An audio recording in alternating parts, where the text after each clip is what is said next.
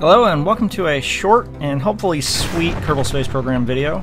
I'm getting to the point where I'm starting to plan my Constellation mission. So that means I've been spending a lot of time in Sandbox this week, getting things out to Duna and testing various hardware bits, kind of in the field, so to speak, so that I can get a better handle on how they're going to perform. The main thing I need to get around is figuring out how to deploy everything that belongs to the base in a reasonably close proximity. I've pretty much already got to the point where this hab design isn't going to be perfectly suitable. I'm going to have to make the actual main module mobile, because I am not going to be able to land the hab module and the Duna ascent vehicle within reasonable close range of each other. I can get to about 3 kilometers, but I'd like things to be a little more compact. Taking some pages from the real world with supersonic attitude control parachutes, which are basically to make sure the correct side of the spacecraft points in the direction coming down, or in the right direction coming down, regardless of its drag properties. So I'm using a little bit of KAS winches and some other various trickery to see if I can have a reasonable solution to these things. It doesn't exactly work perfectly, but it's kind of neat to watch, so I'll be keeping it around in the final version. It does become more useful closer to the ground, so it will actually be serving a purpose. This is mainly taken from the Pathfinder mission.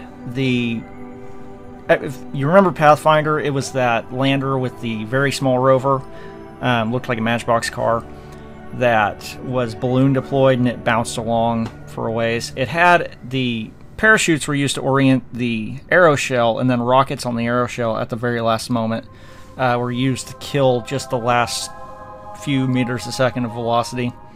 This is really just all about orientation. Even that many Separatrons aren't going to have much of an impact on a mass this great. And you can see I've got wheels on the lab and logistics modules there.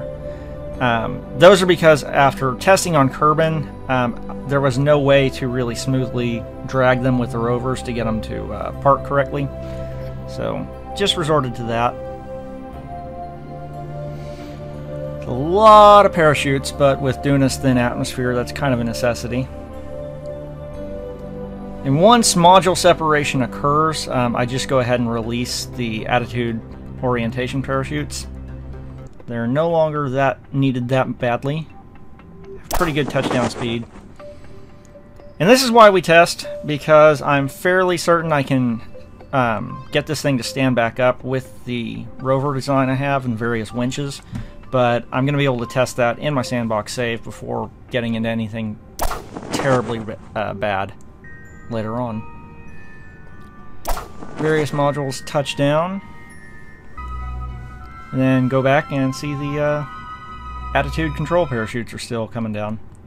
And the very final piece, I'm not going to go into hardly any detail on this, but this is my Duna ascent vehicle and fuel plant.